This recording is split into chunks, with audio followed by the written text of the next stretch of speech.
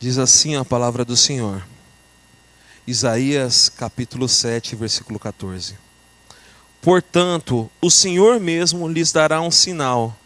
Eis que a virgem conceberá e dará à luz um filho, e lhe chamará Emanuel. Agora,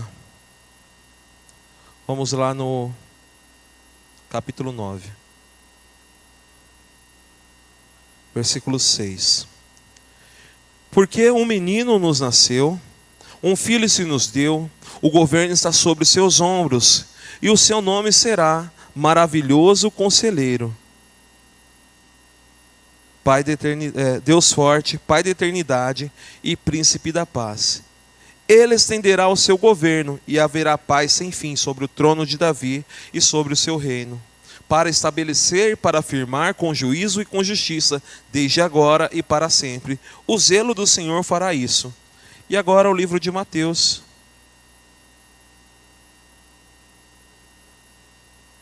Capítulo 1.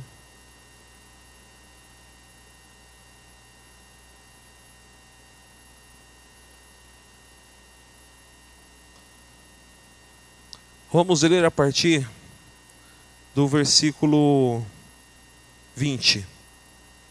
Diz assim: Enquanto ele refletia sobre isso, eis que lhe apareceu em sonho um anjo do Senhor, dizendo: José, filho de Davi, não tenha medo de receber Maria como esposa, porque o que nela foi gerado é do Espírito Santo.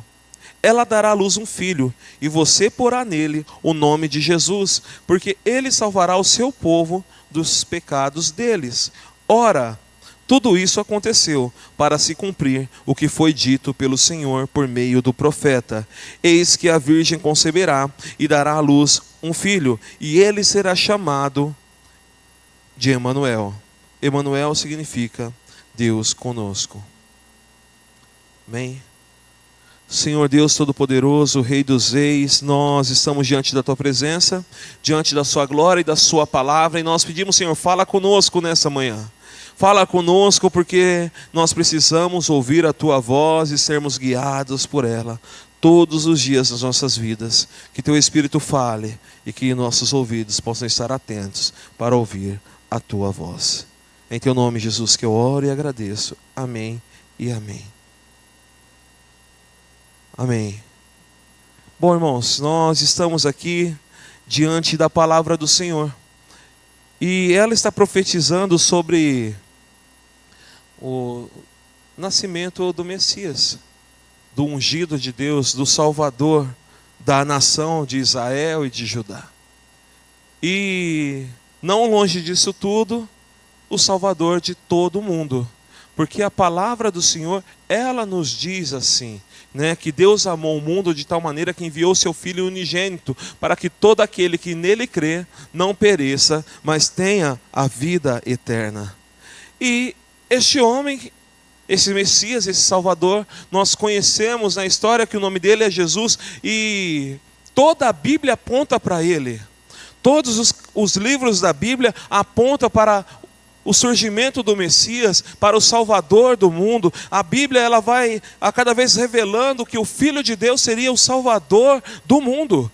E o profeta Isaías, ele é conhecido como um profeta messiânico, porque nos 66 capítulos que existe do livro de Isaías, ele é o que mais falou sobre o Messias, sobre o servo sofredor, que é Jesus, que nós lemos lá em Isaías 53, fala sobre aquele que viria para salvar o seu povo do pecado, aquele que surgiria para ser uma grande luz, como a Rosana leu ali no versículo 2 ou 3, que você leu?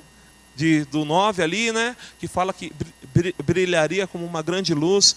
E o profeta Isaías, ele é esse profeta que começa, na sua pregação, ele começa ali falar sobre o juízo que Deus faria com a casa de Judá e de Israel, e também trazendo ali a revelação da esperança que Deus traria através de Jesus, o nosso Salvador. E Isaías, ele é um profeta que foi contemporâneo do nosso amigo Oséias, que significa o Senhor é a salvação. E se você procurar também o significado do nome de Isaías, você vai descobrir que também significa o Senhor é a salvação. E aquele que tanto pregou sobre um Salvador tinha o mesmo nome: o Senhor salva. E é interessante que quando nós lemos lá no livro de Mateus, quando o anjo ali num sonho fala com José, ele fala: você vai pôr um nome nele e o nome dele vai ser Jesus. E esse nome diz lá que ele salvará o seu povo dos seus pecados. O Senhor salva.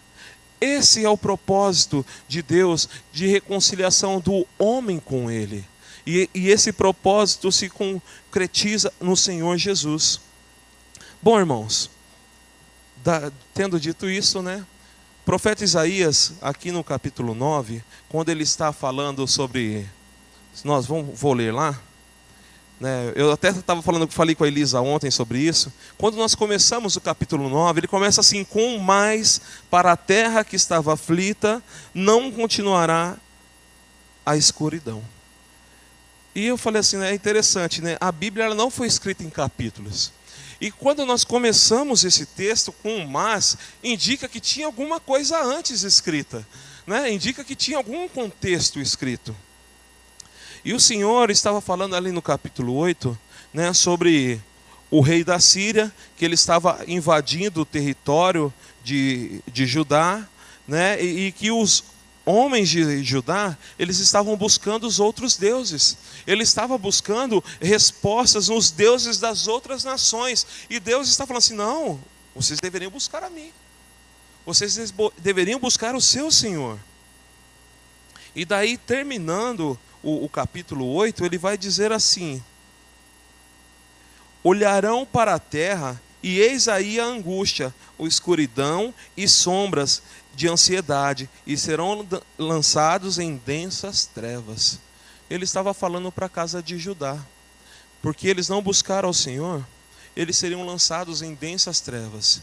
O povo ali já estava se corrompendo, eles tinham muitos problemas sociais, né? O povo, os ricos estavam cada vez mais, você vai ver o profeta Isaías denunciando isso, que os ricos estavam cada vez mais buscando como se enriquecer a si mesmos, e estavam desprezando as viúvas, estavam desprezando os órfãos, e não estava ali junto com o povo tornando uma nação forte, mas estava se tornando uma nação com um povo elitizado e com um povo que estava ali empobrecendo cada dia mais. E daí o Senhor disse que Ele traria densas trevas. E daí começa o versículo 1 do 9. Mas para a terra que estava aflita, não continuará a escuridão. Deus nos primeiros tempos tornou desprezível a terra de Zebulon e a terra de Naftali. Mas nos últimos tempos tornará glorioso o caminho do mar, além do Jordão, da Galileia, dos gentios. E nós sabemos qual foi a luz que brilhou neste lugar. A região da Galileia naquele tempo era uma das regiões desprezadas. Mas, quando Jesus começou o seu ministério, nós vamos descobrir que ele começou em qual região? Na região da Galileia. Lá começou a ser manifestada a luz, né? E o Senhor Jesus diz que Ele é a luz do mundo. E numa região onde as pessoas atribuíam que não poderia ter nada de bom, surge o Senhor de toda a terra, Jesus. E nós temos até esse comentário, né? Poderá vir algo de bom de Nazaré, né? E na verdade, o Salvador do mundo estava iniciando o seu ministério e declarando que Ele era a luz do mundo. Tudo que existe de bom estava nele. Ele é a manifestação da bondade de Deus para as nossas vidas, a manifestação da graça de Deus para as nossas vidas. Sim. No lugar onde ninguém dava valor, era desprezado, manifestava-se a presença de Deus. E isso é igual nas nossas vidas. Nós não tínhamos valor algum, nós éramos densas trevas, mas um dia a luz do Senhor manifestou em nosso viver. E esse é o contexto que se dá ali quando o profeta Isaías começa a declarar que um menino nos nasceu, um filho se nos deu, e o seu nome será. E é sobre isso que eu queria falar. Sobre o nome de Jesus. Porque no primeiro versículo em que lemos para início da palavra, fala que Ele é Emanuel, o Deus conosco. o Deus presente. E eu sei que todos nós aqui já nos sentimos só em algum momento. Todos nós aqui já nos sentimos angustiados em algum momento. E neste momento, nós não clamamos a mais ninguém como socorro, somente ao nosso Senhor Jesus. E eu sei que vocês provaram um Deus presente quando houve esse clamor. E eu dou graças a Deus porque eu provei isso. Eu dou graças a Deus porque o nosso Deus é um Deus que Ele se permite se revelar para nós nos momentos difíceis da vida, né? Tem uma canção, assim, ela ficou muito famosa nesses tempos agora, né? Nas horas escuras Jesus estava lá, né? Em todo lugar, qualquer trend que você ouvisse, você está em qualquer lugar, alguém estava passando algum vídeo, daqui a pouco você ouve isso, né? E de fato, nos momentos mais difíceis das nossas vidas, Jesus estava lá. Nos momentos bons, o Senhor estava lá. Não existe um momento e um dia sequer que o Senhor não esteja. O salmista lá no Salmo 139, ele diz: olha, se eu tentar me esconder no mais profundo abismo, eu não vou conseguir, porque o Senhor está lá. Se eu tentar ir nas asas da alvorada, nos extremos do mar, o Senhor ainda está lá. Esse é o nosso Deus, um Deus presente que não se aparta de nós, um Deus que não está longe quando nós clamamos por socorro, né? Assim, é lógico que existe um contraste sobre isso, porque a própria palavra diz que existe um distanciamento que pode ser gerado, né, com esse Deus presente, que é por causa dos nossos pecados e das nossas iniquidades, mas a palavra do Senhor diz que esse nosso Deus, Ele é longânimo, misericordioso, e quando nós clamamos a Ele, Ele nos ouve, e quando nós nos arrependemos, Ele perdoa os nossos pecados, porque esse Deus, Ele é um Deus próximo. E para falar de proximidade de Deus, nós podemos olhar para um momento da Bíblia que eu acho muito interessante, que é quando Israel está vacilante entre Deus e Baal. E daí nós conhecemos na história que existia ali o profeta Elias, e ele sobe ao monte e traz uma proposta para Israel. Ele diz: olha, se Baal é Deus, sirva a ele. Mas se Jeová é Deus, se Jeová é o Senhor da vida de vocês, então sirva a eles. E tratou ali com eles, falou assim: olha, nós vamos fazer um altar. Eu vou fazer um altar, os profetas de Baal vão fazer outro altar, e ali nós vamos clamar a Deus, e o Deus que responder com fogo, esse é verdadeiramente o Deus. E daí nós conhecemos a história.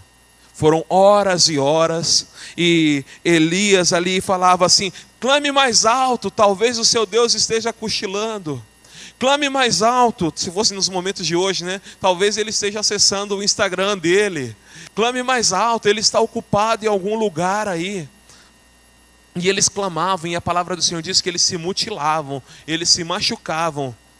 E um Deus que não é presente, um Deus que não é real, um Deus que não tem vida, que foi criado por eles mesmos, não pôde responder.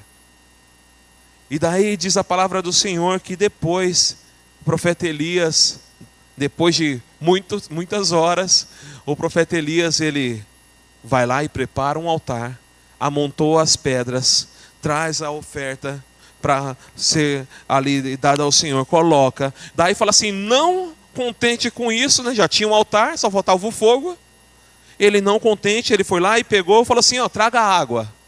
E isso é interessante, irmãos, porque era um momento de extrema seca em Israel.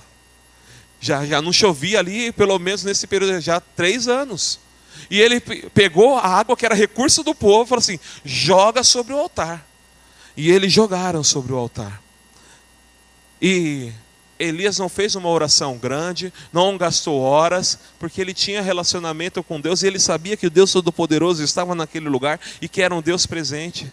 E na sua oração, caia fogo dos céus. O fogo veio sobre o altar. Um Deus presente. Um Deus que estava ali quando o servo dele o buscou.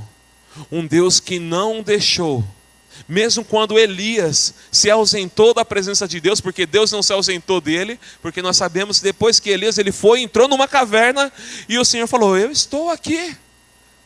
Veio tempestade, veio fogo, veio, como é, saraiva, né? Granizos, né?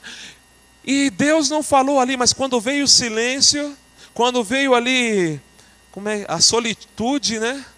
O Senhor falou com Elias. E Elias, assim, na sua resposta, falou: Senhor, sobrou só eu. E daí o Senhor disse: não, ainda existem aqueles que não se dobraram diante de outros deuses. Acho que, agora não lembro a conta, é de 700 a 7.000, não lembro a quantidade aí. Mas eu não lembro de profetas. Oi? Eu acho que é com 7. Vamos ficar aí, depois os irmãos procurem e me falem no próximo culto. O pastor vai achar ali. Mas eu acho que era 7.000 ou 700. Mas foi uma quantidade, para quem achava que era o único. Deus ali havia levantado um homem para salvar a vida dos profetas que havia no meio de Israel. Um Deus presente, no meio da angústia do seu povo. Um Deus presente, quando o povo ainda cocheava entre dois senhores, Deus ainda estava ali e tinha levantado os seus profetas para guiar o povo para a presença dele. Deus presente. Então, quando nós olharmos para as nossas vidas, que você não se sinta talvez como Elias na caverna, achando que é o único ou sozinho, a última bolacha do pacote, já não tem mais nada o que fazer, você vai perecer, porque Deus está presente, Ele não te desampara. Quem está contigo não dorme, não cochila, como diz a palavra do Senhor, ou a palavra de Deus diz lá, né, que o nosso Deus, Ele não dorme, não cochila, Ele é aquele sentinela presente que está atento a tudo que acontece na sua vida. 7.000, aí ó, foi melhor, né, do que 700. Então, sim, Deus é um Deus que não cochila. Ele é um Deus presente, irmãos. Nas horas escuras da vida, Ele está lá. Sabe? Às vezes nós nos preocupamos porque se as pessoas nos notam. Mas se o Rei de toda a terra nos nota, já é mais do que suficiente. Ele olha para a viúva, para aquela mulher solitária e faz viver em família. Ele olha para aquele que estava vivendo no monte de lixo e faz viver com os príncipes. Ele olha para aquele que estava vivendo em pecado, estava longe do seu Senhor, que éramos nós, e faz viver em família com a sua igreja.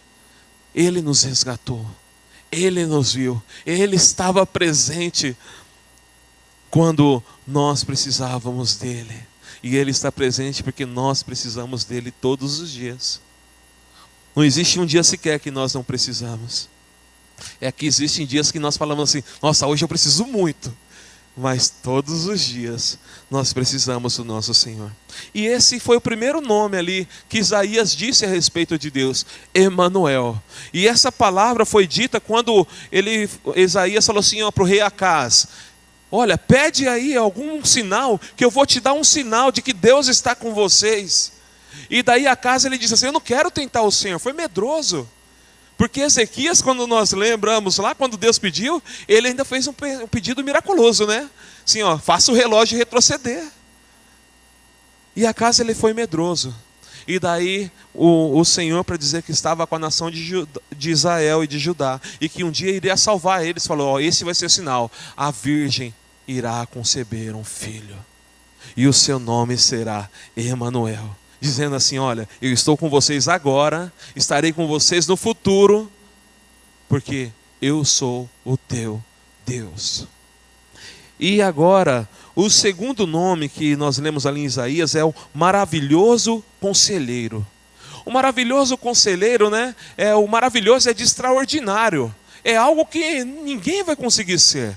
E esse maravilhoso conselheiro só pode ser o próprio Deus. Só pode ser o Filho de Deus. Não existe alguém que possa nos dar um conselho maior do que o próprio Deus. E você vai ver isso tão forte, porque se nós lemos no Velho Testamento, quando ele está falando com Moisés, ele vai dizer assim: olha, eu tenho 2 caminhos para vocês, a vida e a morte. E esse maravilhoso conselheiro, ele não deixa assim, ó, escolhe aí. Ele fala: escolhe, pois, a vida. Isso é um maravilhoso conselheiro, porque a gente, quando dá conselho e damos 2 opções, nós esperamos que a pessoa escolha as opções. Nós damos conselho e falou, ó, você tem esses dois caminhos para seguir, escolhe um deles e vai. Mas o maravilhoso conselheiro, ele diz, olha, eu ponho diante de vocês a vida e a morte. Escolhe, pois, a vida. Isso é a atitude de um maravilhoso conselheiro. E nós lemos, e quando eu li também lá no livro de Mateus, no capítulo 11, sempre quando eu lembro desse texto, eu lembro da Maria Helena. E ela está aqui hoje aí, ó. Vamos ver lá. Porque um dia ela falou sobre esses versículos, ela falou que é um dos que ela mais gosta aqui na igreja. E diz assim: venham a mim, todos vocês que estão cansados e sobrecarregados, e eu os aliviarei. Tomem sobre vocês o meu jugo e aprendam de mim, porque eu sou manso e humilde de coração, e vocês acharão descanso para a sua alma, porque meu jugo é suave e o meu fardo é leve. Só um maravilhoso conselheiro, que é Jesus, ele pode dizer isso para nós e falar assim: olha, vocês querem descanso para a alma de vocês? Eu vou te mostrar o caminho. O caminho para o descanso da alma de vocês é que vocês aprendam de mim. O caminho para o descanso da alma de vocês é que vocês tomem o meu jugo. O caminho para que vocês achem descanso é que vocês andem na minha presença.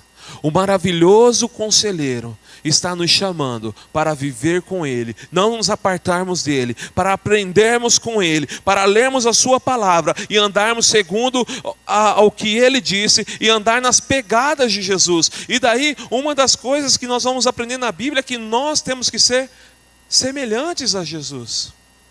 É livro de Coríntios, acredito que ele vai dizer isso.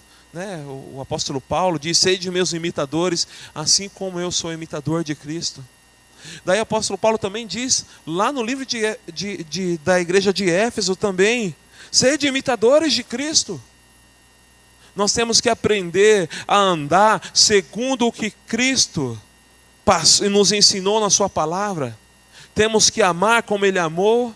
Temos que obedecer como Ele obedeceu, e a palavra do Senhor diz que Ele obedeceu até a morte, e morte de cruz. Temos que olhar para o nosso próximo com amor tal que a nossa vida, como nós amamos a nossa própria vida, e amá-lo da mesma forma. Temos que ter misericórdia, porque nosso Deus é misericordioso. Temos que agir com autoridade, porque toda autoridade foi dada no nome de Jesus, e nós andamos com autoridade no nome dEle.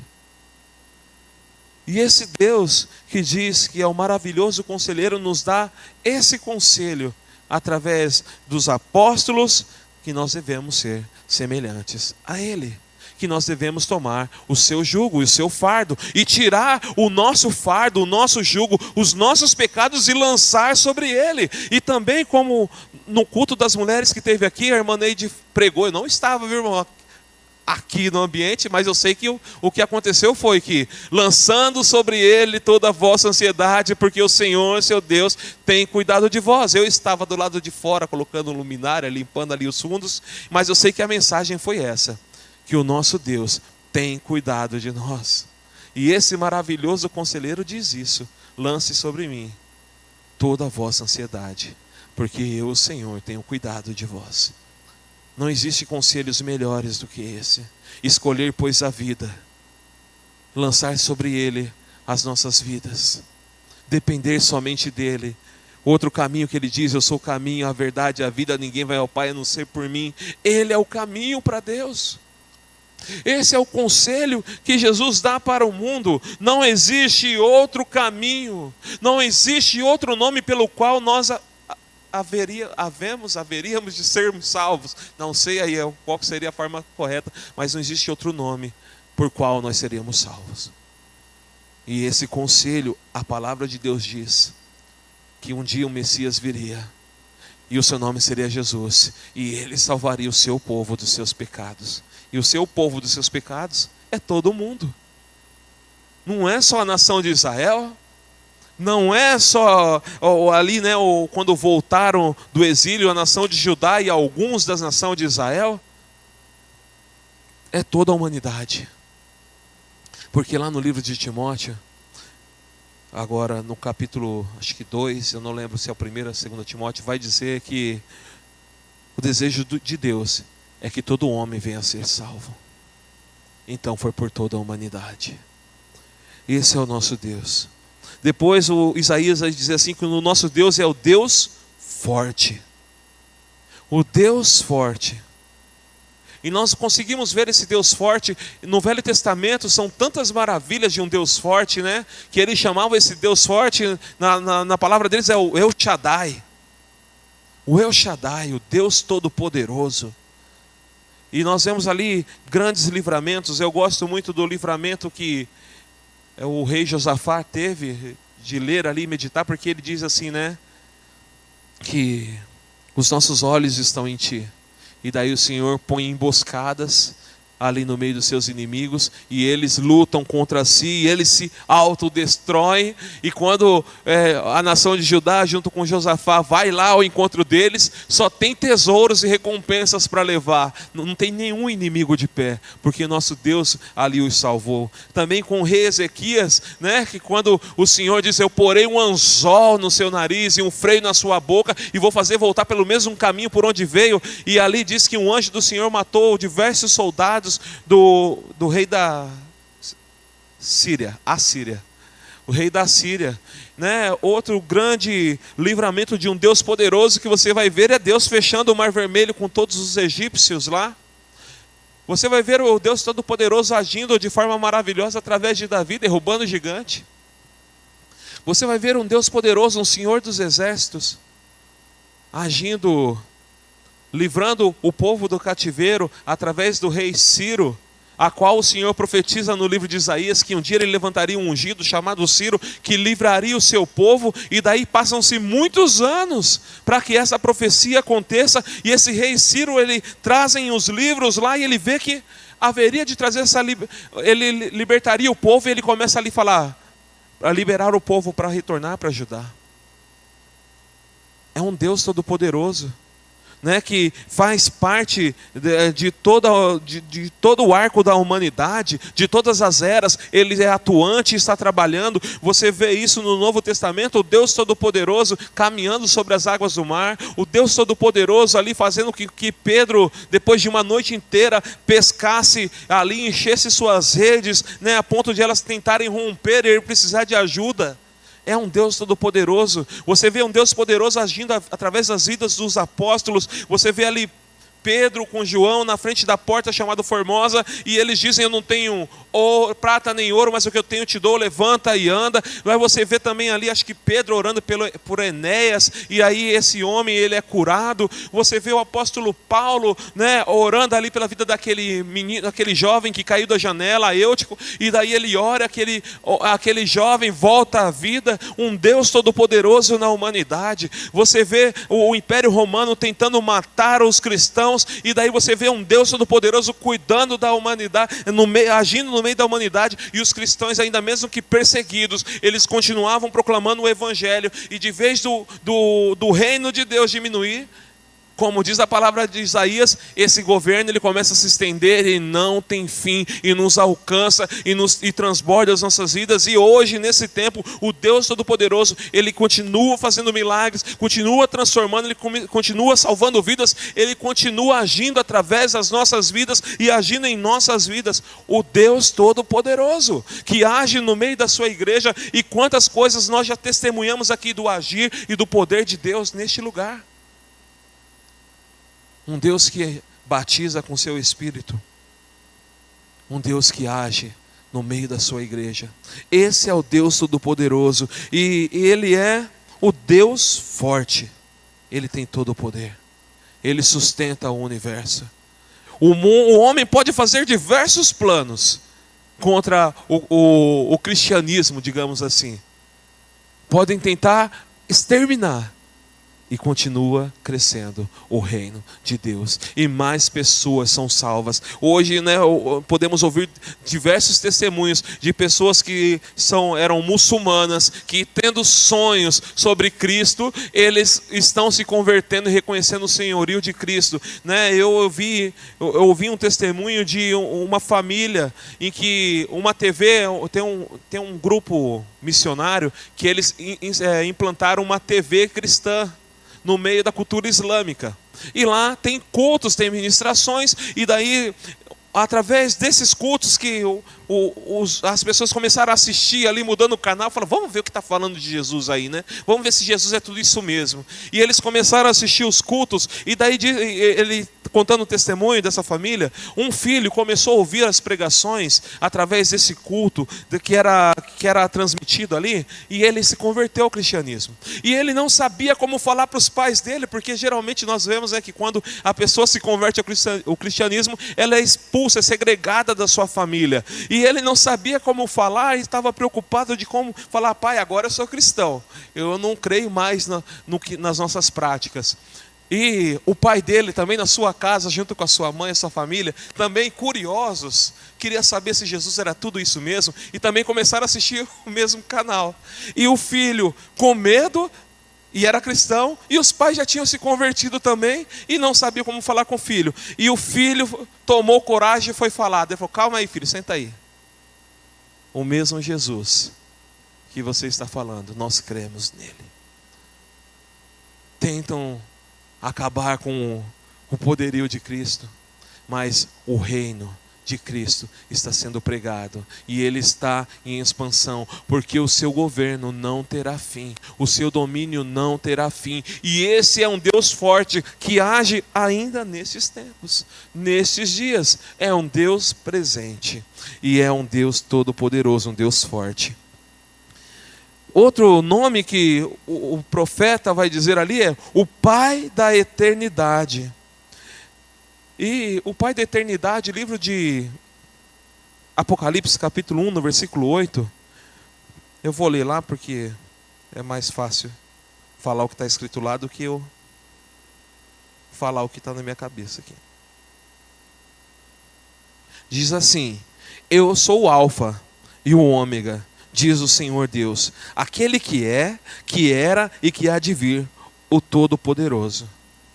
Esse é o nosso Deus, esse é Jesus, o Pai da eternidade. Ele não tem princípio de dias, ele sempre existiu, diz a palavra. Ele é o Cordeiro que foi morto antes da fundação do mundo, o Deus da eternidade, o Pai da eternidade. Esse é o nosso Senhor, o princípio e o fim. E o profeta ali declara a eternidade do Senhor, o Deus que sempre existiu.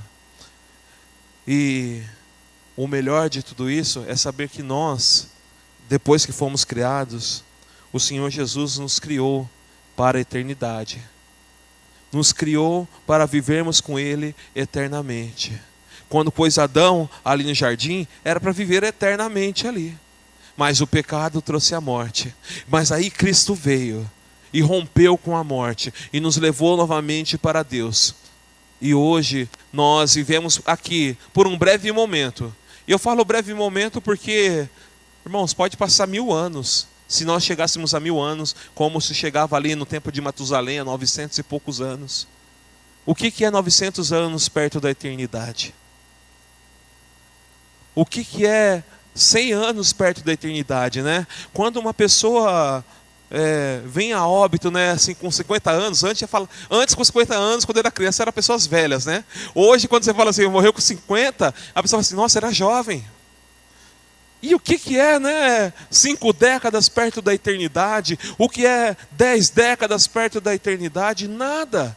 Né? Um dia eu vi, né, assim, eu acho que todos os irmãos já devem ter presenciado, uma pessoa pregando com uma corda gigante, e ele marca um pedaço da corda e fala assim, ó, sua vida é isso aqui, ó, neste mundo. Mas ele continua puxando a corda não acaba, ele vai puxando, e essa é a eternidade.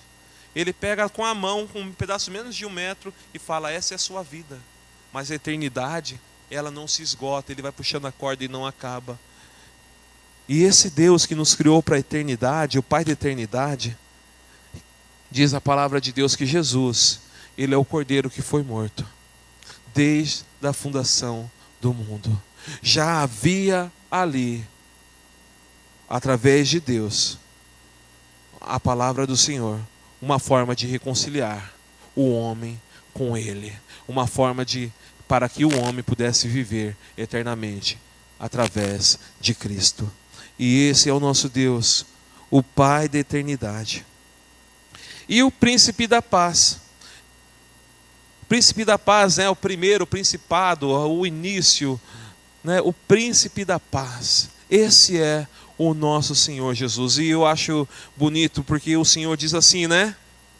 Que a minha paz eu vos dou, e não a dou como o mundo dá.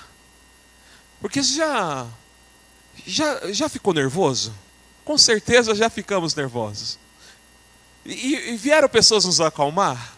Com certeza vieram lá, não fica assim. E tem pessoas que ficam tão extremamente nervosos. Eu não sei quem inventou que água com açúcar acalma. E a pessoa traz a água para dar paz, né?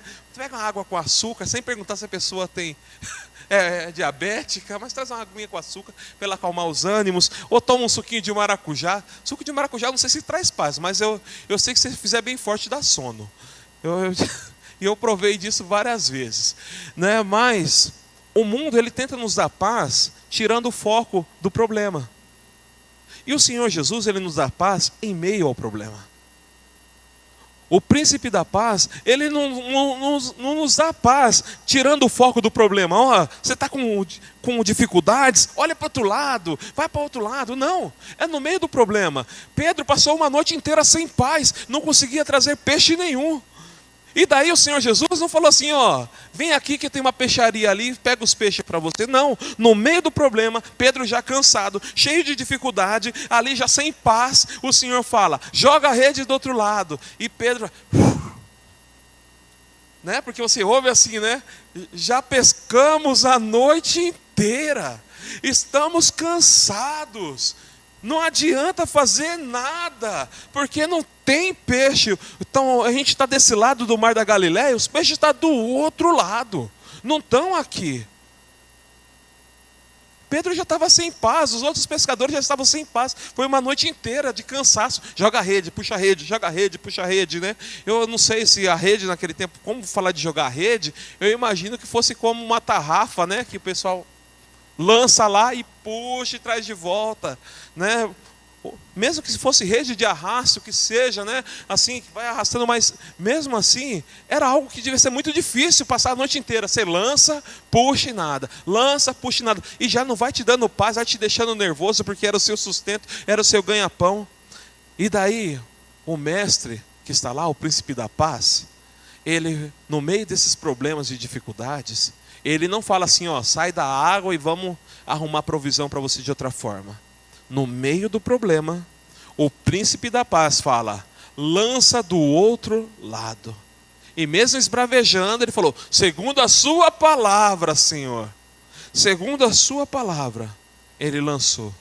E naquele momento que ele lança e vai puxando, já não tem mais angústia, já não está mais bravo, já começa a virar alegria, e daí daqui a pouco já vem o desespero de novo, porque vai romper a rede, chama ajuda, mas saíram todos dali felizes e alegres e com o coração com paz, porque quando chegasse em terra seca, ia ter peixe para vender, para distribuir, ia obter o lucro, ia ter descanso. A paz que Cristo dá não é a paz que o mundo dá, porque o mundo, para te dar paz, ele tenta tirar o foco do problema. E a paz que Cristo dá é no meio do problema. É no meio das adversidades. É no meio das lutas. É no meio daquilo que te causa dor ou angústia. Essa é a paz que Cristo dá. Ele não te tira, né? Tanto é que você vai ver assim, o Senhor Jesus falando lá no livro de João, capítulo 17, diz assim, Senhor, eu não peço que os tire do mundo. Deixa eu ler lá certinho.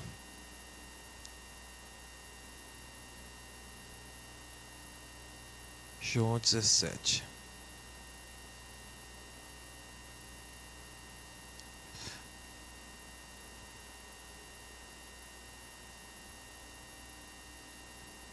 Deixa eu achar.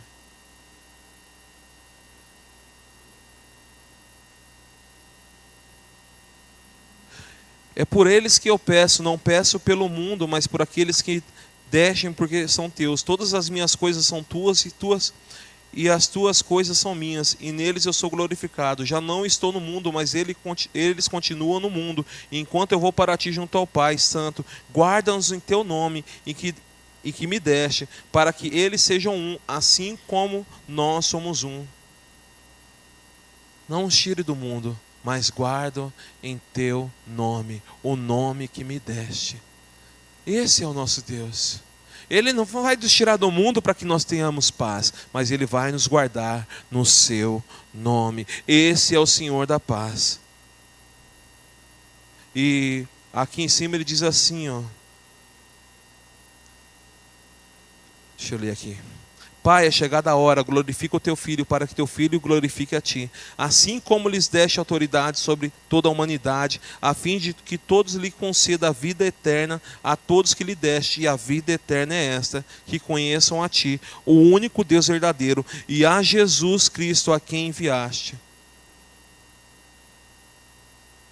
A paz que nós vamos ter é conhecendo o Filho de Deus. Neste mundo só vamos ter paz quando nós entendermos que estamos nele. E no mesmo que nós possamos ouvir a música, nas horas escuras da vida, Jesus estava lá, é porque de fato o Senhor Jesus está. Ele não vai nos tirar do mundo, não vai nos tirar dos problemas, mas no meio do problema Ele vai agir e vai nos dar paz. E aquilo que um dia foi angústia, aflição, vai ser um retorno de grande glória, porque a presença de Deus vai ser manifestada em nosso meio. E o último nome, que vai estar escrito lá no livro de Mateus é Jesus. O Senhor salva o seu povo dos seus pecados. Deus amou o mundo de tal maneira que enviou o seu Filho unigênito para que todo aquele que nele crê não pereça, mas tenha a vida eterna. João capítulo 1, versículo 12, mas a todos... Jesus, eu sempre confundo assim. Mas a todos quantos lhes foram... Vamos ler, mais fácil. Capítulo 1, versículo 12 diz: mas a todos quanto o receberam, deu-lhes o poder de serem feitos filhos de Deus, a saber, aos que creem no seu nome, os quais não nasceram do sangue, nem da vontade da carne, mas da vontade... e nem da vontade do homem, mas de Deus. E o Verbo se fez carne e habitou entre nós, cheio de graça e de verdade. E vimos a sua glória, a glória como unigênito do Pai. Todos quanto receberam, lhes foram dado o direito de serem chamados filhos de Deus. E esse receber é só através de Jesus. Todos quanto receberam Jesus como Senhor. No livro de Romanos, no capítulo 10, vai dizer que todo aquele... Vou ler aqui, que senão eu vou também falar errado. Todo aquele que nele crê não será envergonhado. Versículos antes diz assim... Deixa eu ver.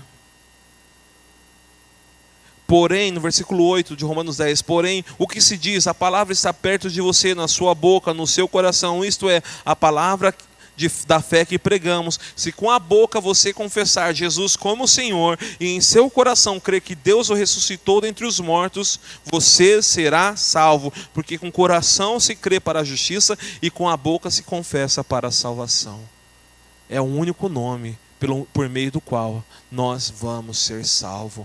É Jesus Cristo, o nosso Senhor. E o Senhor salva. Esse é o nome do Senhor. O Senhor é a salvação.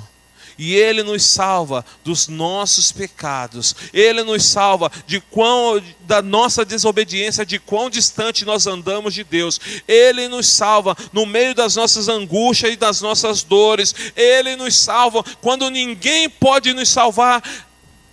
Só Ele pode nos salvar, só Ele pode nos livrar. Ele é o Deus que nos dá paz. Quando o mundo tenta nos tirar o foco da paz, Ele no meio das guerras, Ele no meio das nossas guerras, Ele nos dá paz, porque Ele é um Deus presente, um Deus conosco, que caminha ao nosso lado, um Deus todo-poderoso, que tem todo o poder e autoridade nos céus e na terra, um Deus que Ele obedeceu até a morte, morte de cruz. Esse é um Deus que foi digno de receber a glória, a qual diz assim, né? Que Ele foi lhe dado um nome, que é sobre todo o nome. E esse é o nosso Deus. E o título dessa mensagem é: Jesus, é por meio desse nome que vivemos. E nós, olhando agora cada parte do significado do nome de Deus, e cada parte que o profeta Isaías expressou, ou até mesmo ali no livro de Mateus, nós vemos, você vai ver que é somente através desse nome que nós temos vida. Porque embora a nossa vida aqui seja curta, a eternidade é com Ele. Nós só vamos ter vida com Ele. Embora nós vivemos dias corridos e difíceis e passamos por algumas desilusões ou por medo, nós só temos um lugar para recorrer para alcançarmos a salvação, que é em Jesus.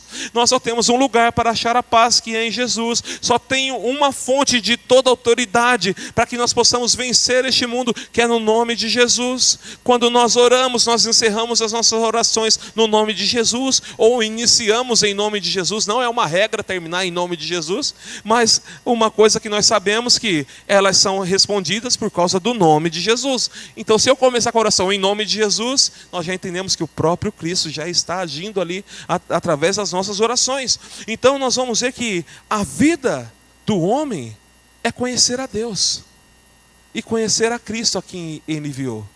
A vida do homem é andar com Jesus e seguir os seus passos. A vida do homem, uma vida plena de paz e alegria, é somente em Cristo Jesus, porque Ele nos dá a paz que o mundo não pode dar. Ele nos dá uma alegria que não é passageira.